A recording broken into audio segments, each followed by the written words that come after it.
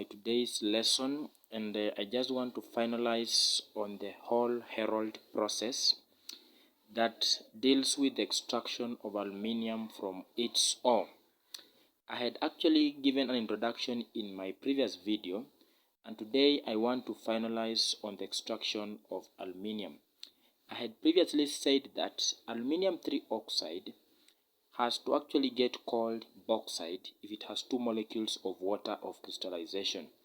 And that ore, which gets called the chief ore, has to get reacted with hot concentrated sodium hydroxide to give sodium aluminate or sodium tetrahydroxo aluminium or aluminate. So that means apart from the sodium hydroxide, which is actually hot and concentrated, reacting with bauxite or the chief ore of extraction of aluminium, the sodium hydroxide, which is hot and concentrated as well, reacts with silicon 4 oxide. For example,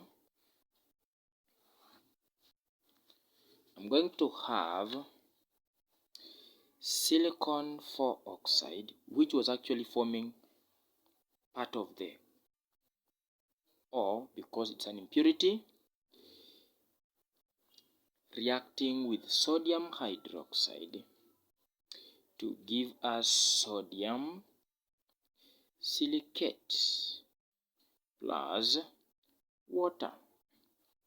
So why do you think silicon 4 oxide reacts with sodium hydroxide? It's because silicon 4 oxide is an acidic oxide, and in this case it actually acts as an acid, so it reacts with sodium hydroxide, which is the base, to give a salt called sodium silicate plus water.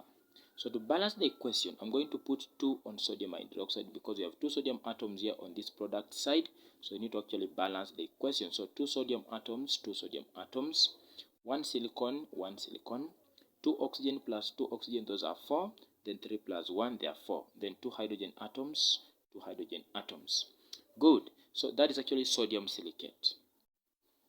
So that is actually to ensure that that impurity, which is silicon 4 oxide, because I told you we have what we call bauxite, and at this point you need to understand that this is the main ore of extraction of aluminium. But now silicon 4 oxide and iron 3 oxide are the impurities. So this one has first reacted with sodium hydroxide, which is hot and concentrated, to give us sodium aluminate. Then now the silicon 4 oxide now ends up reacting again with sodium hydroxide to form sodium silicate. It is only possible for it to react with sodium hydroxide because actually it is acidic. So an acidic oxide has to react with the base to give us this salt and water. And of course, an acid plus a base gives salt and water. That is true. Okay, and I had told you previously that it is possible for aluminium 3 oxide to react with sodium hydroxide because it is amphoteric. It has both basic and acidic properties. So in this case, it is reacting as an acid. So it reacts with sodium hydroxide, which is the base, plus the water molecules to now give us what we call sodium aluminate, which is actually a compact bound that has what we call the sodium, the aluminium, the oxygen, and the hydrogen. So coming back here, we have actually seen how the sodium silicate and the water get formed. To move forward, what happens again in this process? You should note that we have one more impurity, which is actually the iron 3 oxide. The iron 3 oxide does not react with sodium hydroxide. So that means it actually has to be called a basic oxide because metal oxides are basic. You see? So in this case, iron 3 oxide is actually acting as a base. The sodium hydroxide is a strong base, so they can't react. So the iron 3 oxide, having not been in a position to react to sodium hydroxide, it gets removed or precipitated out as red mud.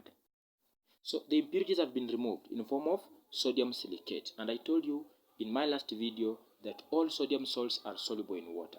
So if this sodium silicate dissolves in the water, that means it forms a solution. It comes out as a solution. Then the iron 3 oxide, having been in a position not to react with sodium hydroxide, it gets separated, it gets precipitated out. It's actually an insoluble oxide that does not react with sodium hydroxide. So it actually gets filtered out. It undergoes filtration then it gets removed as red mud. It gets removed as red mud. That is actually something you're supposed to actually take note of. So the two impurities have been removed. We now have what we call sodium aluminate. Sodium aluminate, which has been formed when the aluminium 3 oxide reacts with sodium hydroxide in the presence of water, sodium aluminate. This impurity has been removed, the silicon 4 oxide, in form of this compound. The iron 3 oxide, being insoluble, also gets removed because it is actually insoluble in sodium hydroxide, so it gets removed as well. Now, to move forward, you have to actually take note that sodium aluminate, the sodium aluminate has to ensure that now it undergoes further reaction, and in this process, this is the reaction it's going actually to undergo. So I have NaAlOH in brackets 4.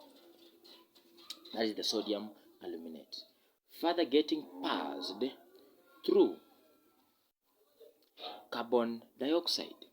And in this process, we are passing the sodium aluminate through carbon dioxide so that you can precipitate out aluminium 3 hydroxide. We are passing sodium aluminate through carbon dioxide or carbon 4 oxide to precipitate out the aluminium 3 hydroxide. So we're going to have aluminium 3 hydroxide. So we're going to have aluminium 3 hydroxide. Good.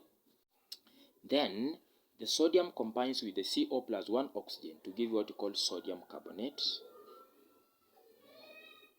Then we shall also form water. Good. So to form aluminium 3 hydroxide, sodium carbonate, look at that, then water as the product on this other end. So we have aluminium 3 hydroxide, sodium carbonate, and water as our products. So to balance this equation, we have to ask ourselves, we have one sodium, but now we have 2 sodium atoms here. So we're going to write here 2. Okay. So 2 sodium atoms, then 2 aluminium atoms. You're going to write here 2 to balance again the equation. 2 aluminium atoms as well. Then how many oxygen atoms are here? 2 times 4, that is 8. 8 plus 2, that is 10. 2 times 3, 6. 6 plus 3, that is 9.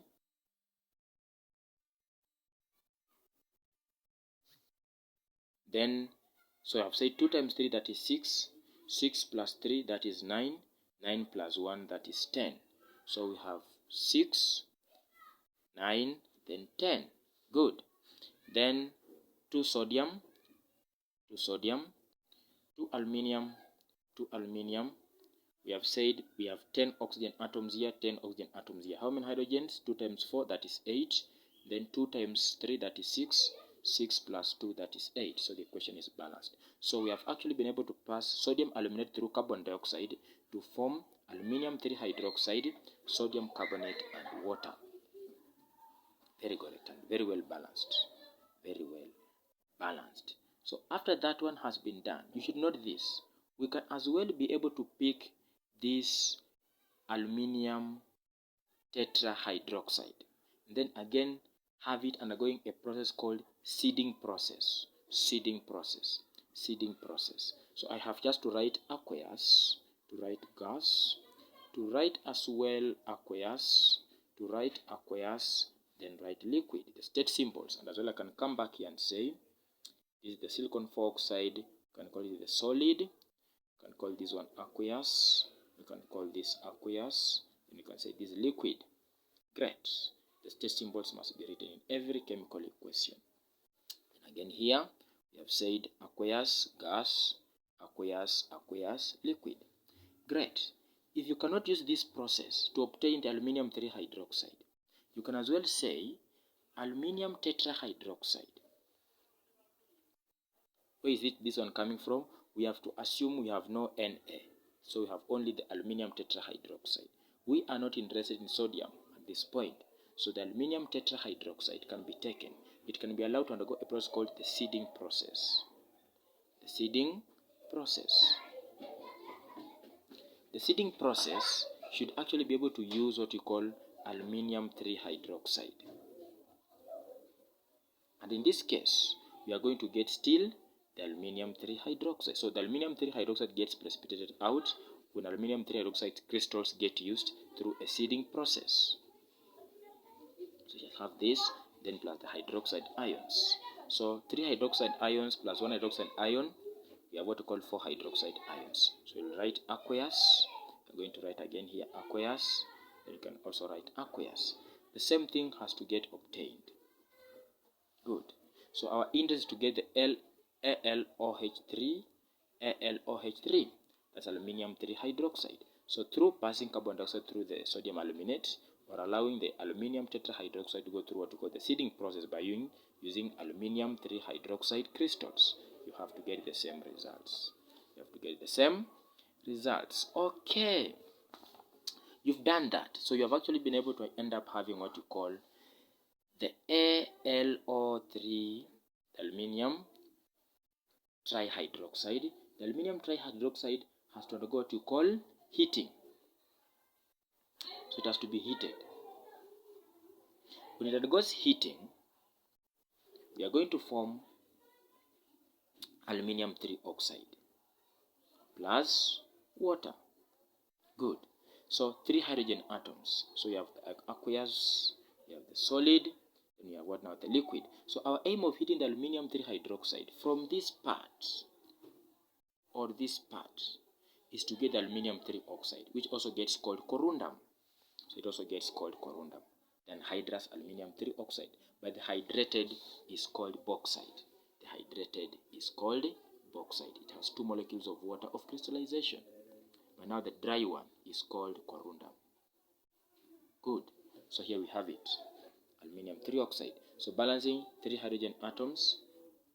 So you can say 2 aluminium atoms. You can put here 2. So 2 aluminium atoms, 2 aluminium atoms, 6 oxygen. Here we have 3. So you can put here 3. So 3 plus 3, that gives us 6. Then how many oxygen atoms? 6. So 3 plus 3, again we get 6. So that one becomes our equation. The second step. So when aluminium undergoes heating, it gives us Al2O3, aluminium 3 oxide. Okay. After you have obtained aluminium 3 oxide, this aluminium 3 oxide has to undergo what you call electrolysis. That's why I said electrolytic method must be applied.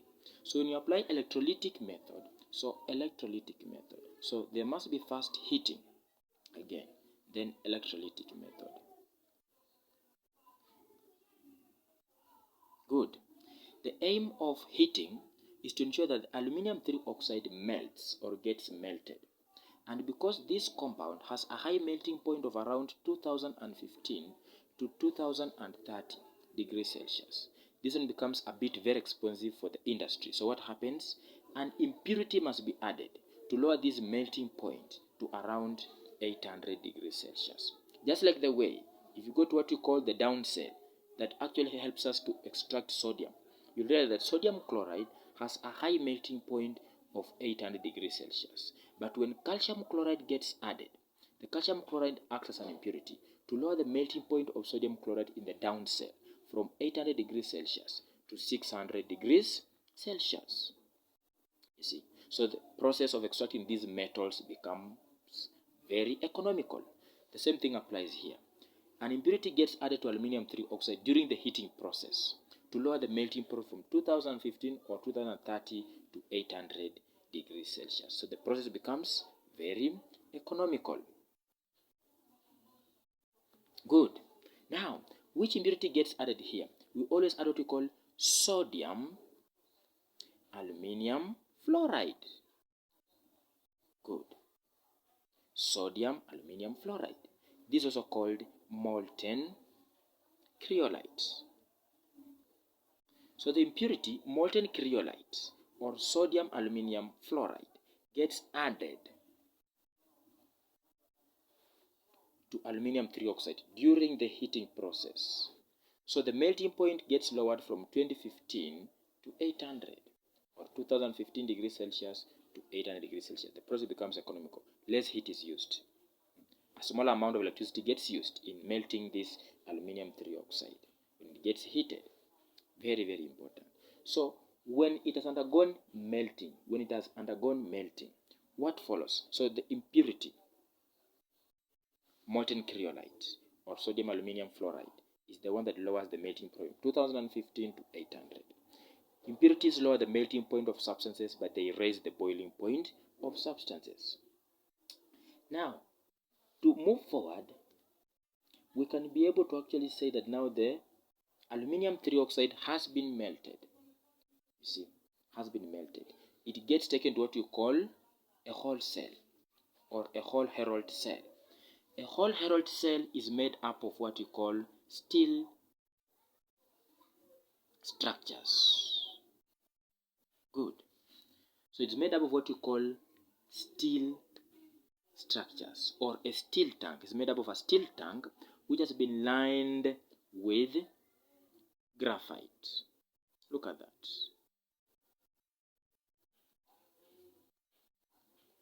You see. So this becomes the steel tank lined with graphite. This graphite lining the steel tank will be able to act as the cathode, or the negatively charged electrode. Then two other graphite rods are dipped into this solution. Two graphite rods are dipped into this solution. Okay, so they are going to act as the anode. Good. So they are going to act as the anode. Good. They are going to act as the anode, or the positively charged electrode. So we have the steel tank making up the whole cell that gets to that point of extracting aluminium from its ore. We have now the graphite that lines the steel tank. This one acts as the cathode, or the negative electrode. Then you have two graphite rods. These are the graphite rods. The graphite rods will actually be able to get dipped into this solution. They are going to form what we call the anode, or the positive electrode. Very good. So they get dipped into the electrolyte. Very good. That undergoes electrolysis to facilitate the process of extracting aluminium from its ore. Now what happens? I have aluminium trioxide. It has undergone heating. When it gets heated, you see, it has to dissociate. That means it melts. It gives us free ions.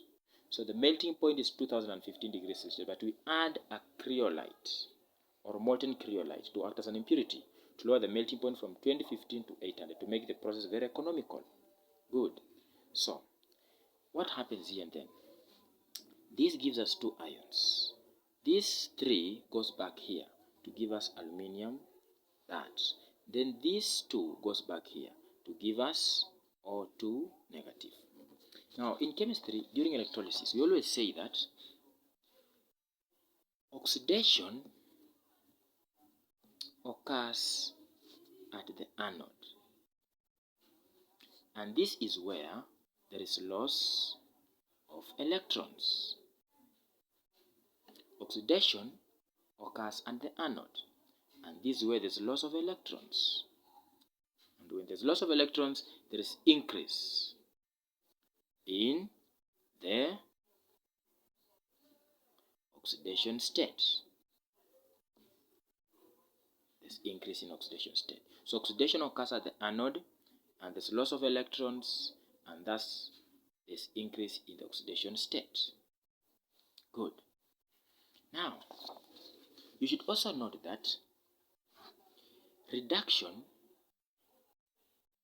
occurs at the cathode, and there is gaining of electrons. So there's decrease in the oxidation state. Good. Oxidation occurs at the anode, the positive electrode. Good. And there's loss of electrons, and there's increase in the oxidation state. Great. Reduction at the cathode, gaining of electrons, decrease in the oxidation state. After having noted that, you'd always know that the aluminium 3 positive are attracted to the cathode, which is the negative electrode. So when the aluminium 3 ions go to the cathode, they gain electrons and there's decrease in the oxidation state. So you come here and say aluminium 3. That means that this element or this part has actually told us that this aluminium has already lost 3 electrons. So it must gain 3 electrons to form now the aluminium metal. And I've told you Al3 positive gets attracted to the negative electrode, the cathode. The negative electrode, the cathode. Good. And at this point, you have what we call Al3 going to the cathode, the negative electrode, because positive and negative attract. So there's gaining of electrons and there's decrease in oxidation state. This 3 positive. This is 0. Look at that. Al3 positive, positively charged, go to the cathode, negatively charged electrode. Then what happens? Gaining of electrons. Then decrease in oxidation state. Because we always say CC, that means cations go to the cathode. CC, cations go to the cathode. Great. Then O2 minus have to actually, this means already they have gained. Look at that. Because 2 minus means they have already gained. Then in that case, that means they have to actually end up doing what? Losing. So in that process, you have O plus 2 electrons. Good. So in this case, what do you end up having? You are supposed to ensure that we don't have anything like O in chemistry. So that means we are supposed to have here 2. But now what you need to note is that in this case, we have 3 electrons, but we have how many? 2 electrons here. So that means we are supposed to put here 2, okay? And as we put here 2, we are going to have here 4. Yes. Great. So that will be able to have something of this sort. To balance the equation, you're going to have Al3 positive plus 3 electrons to give Al0. Then we have 2 or 2 negative arrow or 2 plus 4 electrons. We interchange the numbers. We shall do this. We shall put here 4. We shall put here 3. So we shall have, at the end of the day, 4 Al3 positive plus 12 electrons, okay, to give 4 Al. Then here, 3 times 2, that is 6. So this gives us 6 or 2 negative arrow. Then we have 3 or 2, great, then plus 12 electrons. So in this case, you can see 4 times Al3 positive, 4 Al3 positive. 4 times 3, that gives us 12. Then 4 times Al, 4 Al. Then 3 times this, 6 O2 minus. Then arrow, then 3 O2. Then 12 electrons. So this and this will disappear. So that means you're going to have, at the end of the day, 4 Al. You see, 4 Al, 3 positive. This is at the cathode. 4 Al3 positive plus 12 electrons to give us 4 Al. Yes, very good. Then here we have 6 or 2 negative arrow. Then we have 3 or 2, of course, plus 12 electrons. Great. Those become the 2 main equations to write in as far as the cathode and the anode is concerned. So I repeat so that you can be able to understand these things better. Let me just pick up paper for you to understand what you're supposed to write. I've said we have CC. That means cathode attracts cations. Cathode is negatively charged, cations are positively charged particles. So aluminium, look at that, goes to the cathode. And at the cathode, there's what we call reduction, which is actually all about the gaining of electrons. So aluminium 3 ions, they actually end up gaining 3 electrons to form aluminium metal. So the aluminium metal gets deposited at the cathode as a gray solid. Then you have to note that AA means anode attracts anions. So anode is actually the positively charged electrode. Anions are negatively charged particles. So the O2 minus, and remember at the anode is what we call the losing of electrons. So losing. So that means we have O, then 2, then we have what we call plus. If I write here 2, if 1 gives O, then 2 will have again here to have 2, then plus. You see, we are supposed to actually have how many electrons? 2, 2. So there's how many? There's supposed to be 4 electrons. Good. 4 electrons. Because if it is 1, it gives 2. If there are 2, because I was supposed to have written O2 negative, arrow O plus 2 electrons. But we don't have O. In this case, you're supposed to have O2. So if it turns O2, I'm supposed to write here 2. I'm supposed to change electrons to 4. You see, if it is O, 2 negative, then arrow, I'll get O plus 2 electrons. So that means 2 electrons are lost to get O. But we have oxygen, not O. So if it turns to be 2, that means the electrons have to be 4. Then 2O2. You see, 2O2. Good. So that's what I've told you now. You have to bring this one here. You're going to write 2O2 negative, arrow O2 plus 4 electrons. I've told you to actually balance this, you have to interchange. Write here 4, write here 3. Then what do you have? You're supposed to have 4. You're multiplying 4Al3 plus 12 electrons to give you 4Al. Then I'm going to have 6O2 minus arrow 3O2. I'm multiplying, then plus 12 electrons. The equation at the cathode and the equation at the anode. So this is how aluminium gets deposited at the cathode. Then at the anode, there is evolution of oxygen gas. So the oxygen gas gets evolved. But because of the very high temperatures, what happens? So here, at the cathode, the aluminium gets deposited as a gray solid.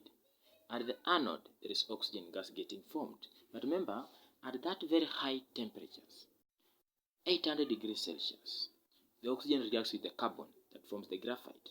What happens? This one gets worn out. So it has to be replaced from time to time. Great. And that may mark the end of our discussion as far as the extraction of aluminium is concerned. Remember, aluminium has so many applications. For example, aluminium can be able to form an alloy with magnesium called duralumin that gets used in making aeroplane parts. Aluminium is actually used in making cooking utensils like frying pans, sufurias, and other cooking utensils. Why? Because it's a very good conductor of heat and electricity. It has 3 delocalized electrons to conduct heat and electricity. Aluminium 3 oxide gets used as a catalyst. Remember, in what we call catalytic cracking of alkanes to form shorter chain alkanes and also form hydrogen gas. That's very, very, very important.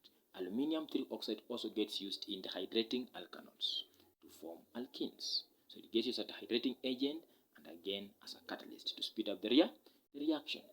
Thank you so much for your time, and may God bless you so much.